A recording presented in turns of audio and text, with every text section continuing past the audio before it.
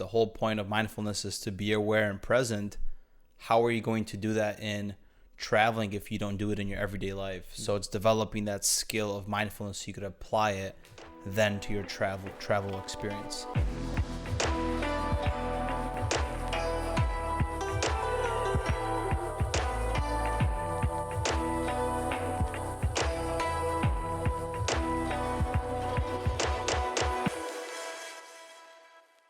Welcome to the Frontline Warriors Club, where we live it, not in it. Join us on this mission as we raise consciousness. You can find us on wearefrontlinewarriors.com. Now, before the show, let's take a moment to inhale. Exhale. And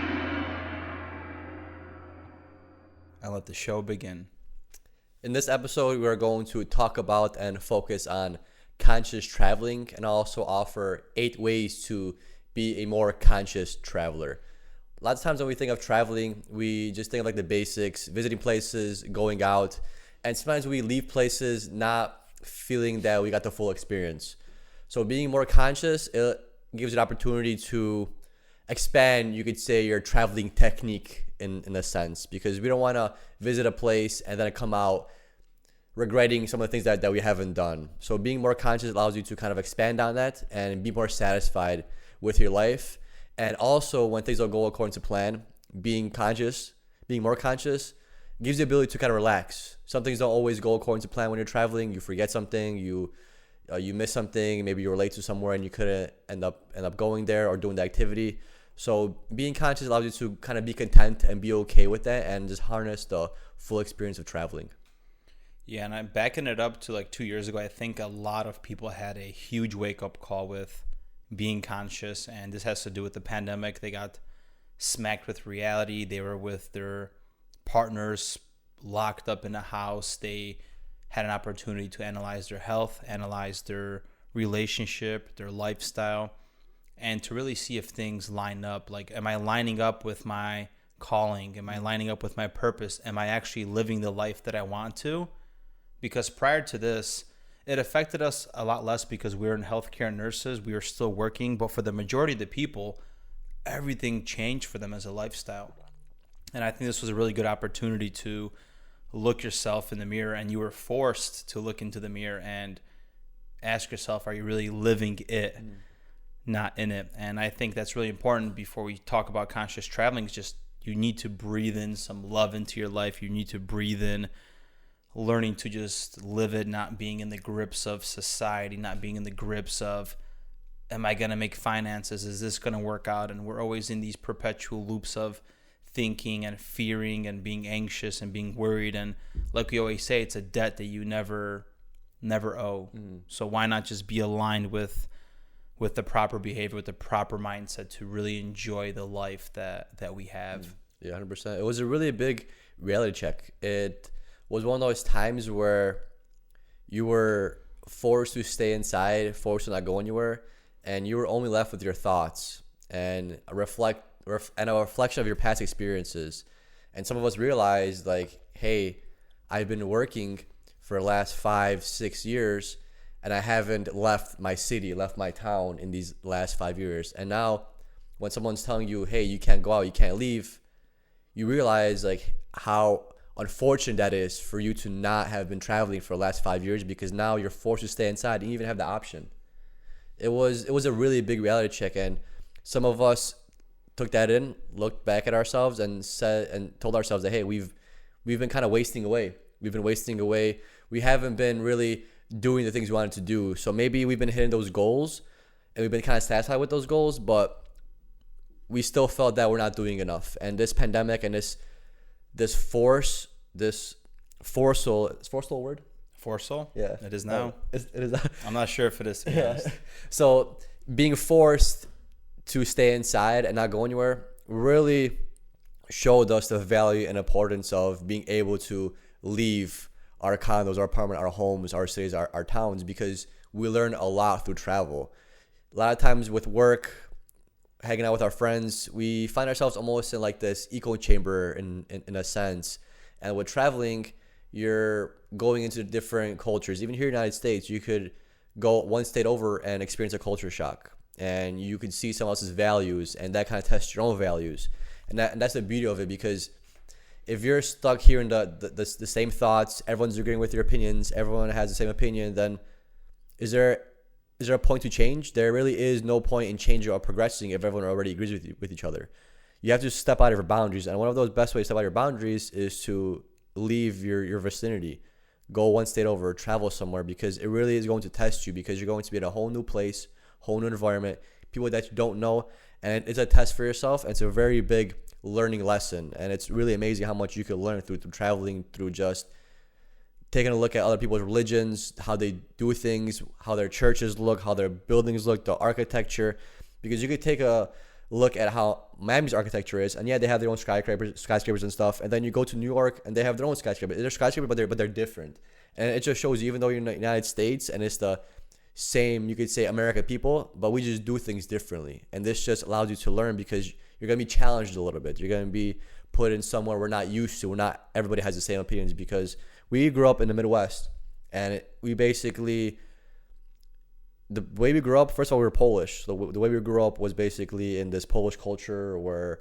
we had these specific traditions, and everyone always had the same arguments, the same ideas. Yeah, it was a bubble. It was literally a bubble. And we kind of expand our bubble to more of like Americanized society, you could say. We kind of left the Polish tradition a little bit more than some of our peers and our friends, and we got accustomed to this American tradition, and we're like, wow, this is actually really good. We like the different religions.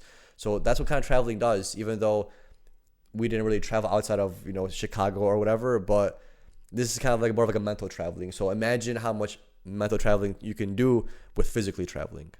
Yeah, 100%. And on the show, we always talk about being conscious, which is just awareness. So what is conscious traveling? And in simple terms, it's exactly what it sounds like. It is conscious traveling. So it's the state of being aware. And when it comes to awareness, we always talk about being fully aware of your thoughts, your feelings, and your surroundings. And what other way to be fully present and aware than experiencing life and being able to travel and seeing these new things and having like this sensory overload of new experiences. And taking it a step further, conscious traveling has to do with just being mindful on the road. We always talk about presence and awareness, and you could imagine your mind as this circuit that has noise levels. If you think about it in like the form of the brain, it has like a threshold of millivolts. And the more you decrease your millivolts, the noise floor in your mind, you're able to be more aware and taking into these sensory inputs of what's happening. Because a lot of times, remember how the teacher always says, like, pay attention, but what is that actual attention? The attention is just presence. And so many times we're on the road, we're traveling, or just being in our everyday life, and it's so hard to break into this unconscious state where you're completely forgetting what's going on. And presence and being a conscious traveler also means to be in the present moment, but be in the state of acceptance. Acceptance is there's no good, there's no bad that you're labeling. It's just part of the experience. You're taking it on. Somebody's shoe got lost. Maybe the taxi ride didn't show up on time. You have to get another Uber. Whatever the case is, you're taking this experience in and you're enjoying yourself for what it is instead of getting frustrated. And, it's hard to do. It's hard to do. Like, look what happened to us. Our Airbnb got canceled in Thailand. Our Airbnb we're staying in tomorrow because our house is getting fumigated got canceled too. But we're just going with the flow of things. Like, what are you going to do about it? Be upset? Yeah. It's a waste of energy. Yeah, waste of energy, waste of time. Like, are we going to just dwell on the past? Are we going to dwell on the things that happened that we can't change? Because people forget that you can't change the past. And I know it's kind of something that you probably hear a lot, but you really can't. And people get stuck on the past. They get fixated on the past. Like, oh, I did this. This person made me feel this way. Well, forget about it. Unfortunately, it's kind of how it is. Sometimes you got to forget about stuff. And the best way to forget about stuff is being conscious. Be conscious of those feelings. Understand that you feel this way. It's okay to feel this way, but also realize that you have to move on. The Conscious Travel Foundation actually has a really good explanation of conscious travel. So they say conscious travel is where empathy meets exploration. It encourages people to look at their travel in a more holistic way. It requires us to have a clear reason for travel, to examine and understand its impact, and to actively choose to explore the world in a meaningful and intentional way. And you don't have to have these crazy, grandiose intentions. Your intention could be something simple as just have a good time. Just that simple. And it's easier said than done, because a lot of times when you say have a good time, it means to have everything go your way. Having a good time for me is we have that itinerary, we hit point A, B, C, D, and E, and everything goes perfectly. But that's not the point. That's not how you should always go about things. If you really wanna have fun and be conscious, you can have the itinerary, but like Matt said, be okay if you don't hit every bullet point on the itinerary. Don't feel regret being on vacation, because what's the point if you're gonna regret and be upset that you missed something on your 5-day vacation, and out of those 3 days you're upset because you missed something on a Monday and now it's Wednesday? What's the big deal? Just roll with it. Just be conscious. It happened. It's okay. Do something else. And it's really simple to say, but it does upset us. And even when we go vacation together and something doesn't go our way, or when we travel with Luke, or when we did our Pacific Northwest trip, a lot of things didn't go our way. And we were frustrated a lot. We got snowed in one time. It was an issue, but what are you going to do? Just dwell on it and just be sad? No, there's so much more things you could do. When you're traveling with an itinerary, those things that you put on the list, it's good that you have an itinerary and it's a good list to have, but also realize that there's so much more to do than that list. And you might accidentally venture into something that's funner than what you originally put on your list. So just go explore, have fun, and just have a positive intention, but don't be forced to have that intention. Yeah, and conscious traveling also has to do with making these genuine connections when you are on your trip. So when it comes to conscious traveling, you're practicing mindfulness for the world and the people in whom you're going to encounter along your journey. So traveling in the United States might be completely different than traveling in Thailand or different parts of the world. So as a conscious traveler, you're going to seek out authentic connections, connecting to people that are on your path. Maybe saying hello to somebody, or something's going on, you might ask them, do you need help with something? It's just learning to be more genuine and discovering these new places and not negatively impacting them, which we'll talk about how to become a conscious traveler. One of them is not impacting the environment, is not leaving stuff behind, right? I think it was an awesome quote that I wrote down. It's leave nothing but footprints, take nothing but pictures. And being a conscious traveler has to do with being conscious of the environment, of the people that you are around, and learning to make these genuine connections, because this is going to go down the woo route, right? But everything happens for a reason, in a sense. We always say that. So there's always a time and place for things. You're always at a divine time in life where you're exactly supposed to be.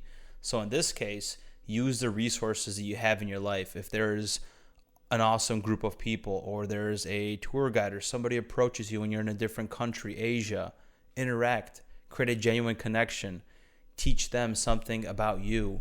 For example, when we're traveling, we're traveling, but we're also ambassadors of the country that we're from, and we're giving locals an impression of who we are based on our nationality. How often do you hear that somebody's from Poland, right? In our case, everybody's like, oh, Polonia, yeah. And we exchange, conversation about pierogi or the food or what they see there, because people always attach themselves to different nationalities of what they are. So it's a chance to not only learn from the local people that wherever you're traveling, but it's also to teach them and have an impact on them. Maybe they'll learn something from you. So being a conscious traveler is this overall thing of not worried about if things go bad, not labeling things good or bad, not being forced to have negative emotions, just going with the flow and creating these genuine connections that we have in life. Mm-hmm. So how can we become more conscious travelers? So there's these 8 tips you could take in, or 8 steps to having a more conscious and more of an adventurous time traveling. The first one is mindfulness. This goes directly to what you just said, Matt. So for example, Matt and I and a few of our buddies are going to Thailand. And we know in Thailand that their major religion is Buddhism. We grew up Catholic. we don't see much Buddhist people here. So being mindful is going to be a very big thing, because this is a completely different religion that we're accustomed to, and we don't know what their traditions are. We don't know clearly what their values are. Matt and I have both explored Buddhism to a certain extent, but it's nothing. It's different when you read about it and you kind of practice it versus when you're actually there and actually experiencing the whole thing. So you have to be mindful of their culture, because remember, like Matt said, you're going to their country, right? That's not your country, it's their country, and they have their way of doing things. There's like this stigma with American people that they always try to push their ideas and beliefs on other people, and that's almost a sign of disrespect. How would you feel if somebody came to your country or your home and told you that you're doing this wrong, we do it better? It's not being mindful. Being mindful is listening to what they have to say, joining in on their experience, because you might learn something. You might change your values. You're not there to change their values. It's not a mission trip. You're there to learn more about their culture, their values, their people, what their country offers. You're not supposed to be there pushing your ideology on anybody. You're supposed to be there to listen, to learn, and to be mindful. Yes, and to add on to the point of mindfulness, the whole point of mindfulness is to be aware and present. How are you going to do that in traveling if you don't do it in your everyday life? So it's developing that skill of mindfulness so you could apply it then to your travel experience. Number 2 is to do your own research and do your research. So before you go anywhere, and this is more about planning itineraries outside of the state, it could become a lot more difficult. Read some books or blog posts about where you're traveling.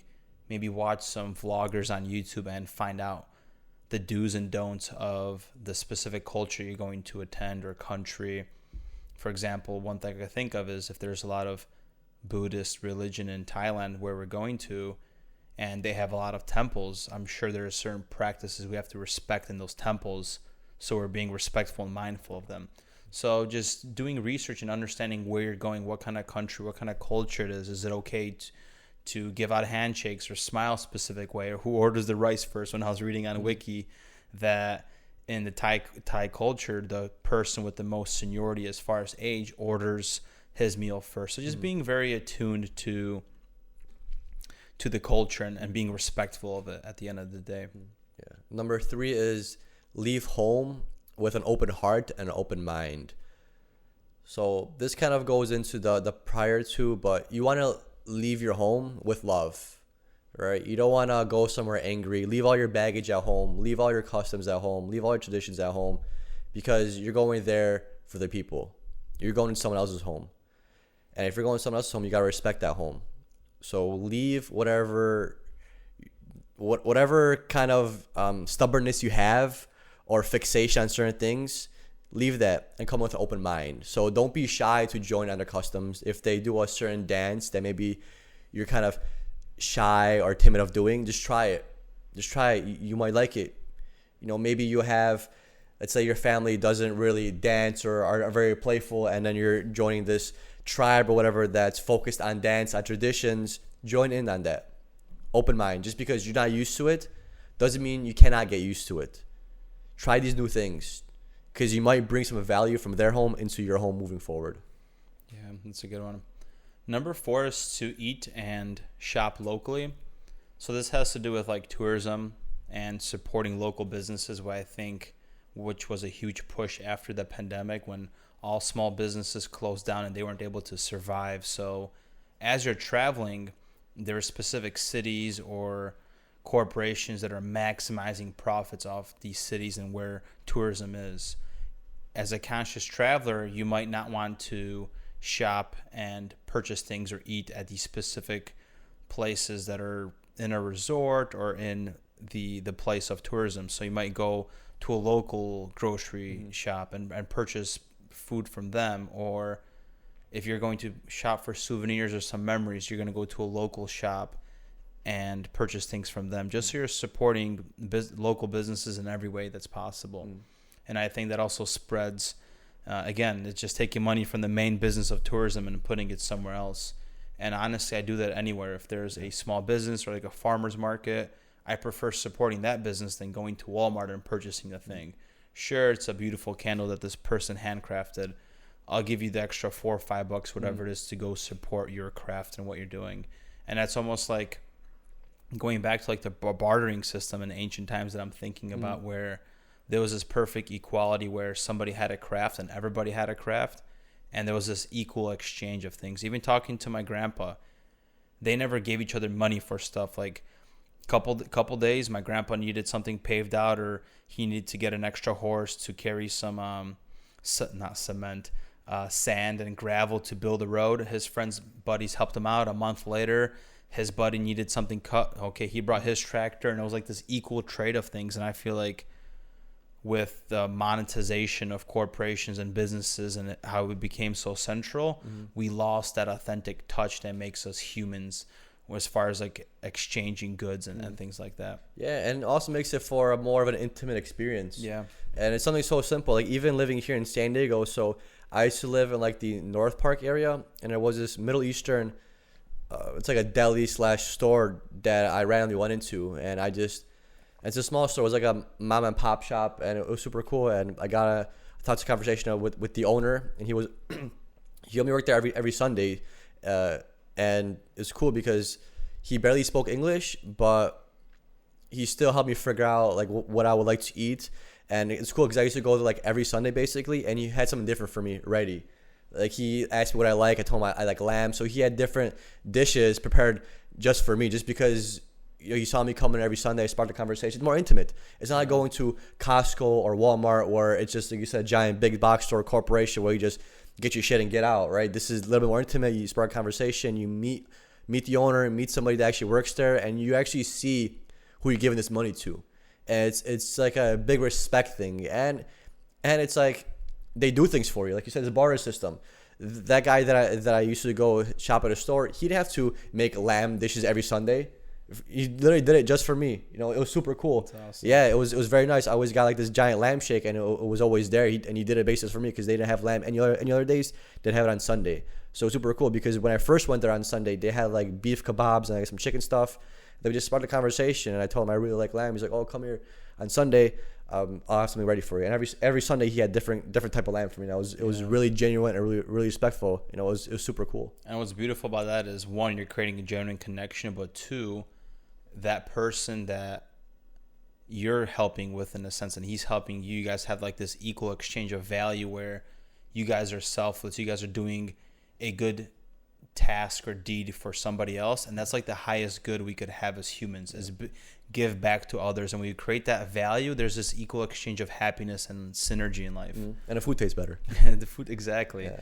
And you know, just piggybacking off like a story that you had, I thought about something that happened 2 weeks ago where my friend and I, we went on a hike, and we're just chilling on a cliff, hanging out, and a guy on like a mountain bike just pulled up, and like I just felt his energy. He wanted to spark a conversation. We ended up talking for like 15-20 minutes.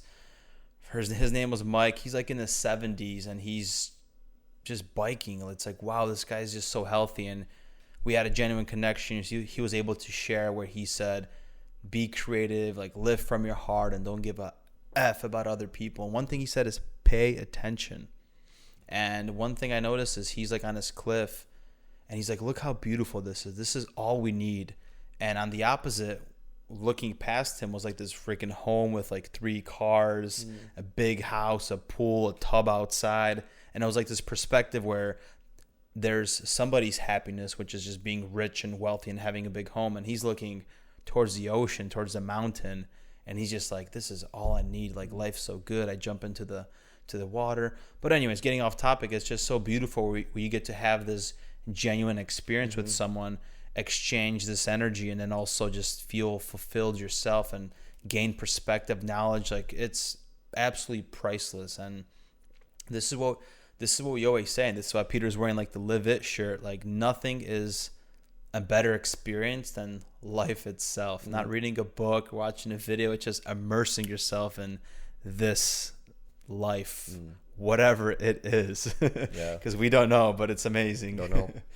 Yeah. Number five goes together with number 7, respecting the environment and reducing carbon footprint. So there's a reason why people call Americans arrogant, because sometimes when I vacation and travel, people just throw their garbage all over the place, and that's super disrespectful. Like, if I was in Poland and I'd have somebody if I see a tourist and they're just throwing paper on the ground, that's doesn't make you feel good. Doesn't make you feel good. Like why? You can't just hold on to that paper for maybe a few more minutes. There's gonna be a garbage can like the next 5 minutes, right? Like what's the big deal? It's just sad to see because we don't see the damage that causes until that damage is already so big that it destroys something. Like what's crazy is Mount Everest has a lot of garbage on it. I'm not sure if anybody has seen like the videos of Mount Everest, but there is just trash everywhere because people leave it. But it's like interesting because like where else are you gonna do it with Mount Everest, you know? But it's sad to see that people don't really care about these landmarks, about these traditions, or you can say that this land. They just leave stuff all over the place. So don't be one of those people because it leaves a sour face on people, and that's why different you can say cultures, or I don't want to bring it back to Americans, but people look at you differently. And like Matt said in the beginning, you're going to this country and you are their visual of the country that you come from. The ambassador. Yeah. So like Matt said in the beginning was when we thought people were Polish, they think all Polish people are like us because there's not a lot of Polish people here in San Diego. So next time I see a Polish person, I'm gonna think of, oh, they're like Matt and Peter, right? And you want to leave a good mark because we don't want to represent our culture and our lineage and our history in this negative manner where people are gonna think that all people that come from where we come from are bad people. Yeah, 100%. And then going into 7, so we're skipping 6 in a sense here, is when it comes to respect the environment, yes, recycle and look out after yourself. So Pete mentioned reducing the carbon footprint. So it's just, if you could just take a bike somewhere and not use the car, do that. Just being more of a conscious traveler.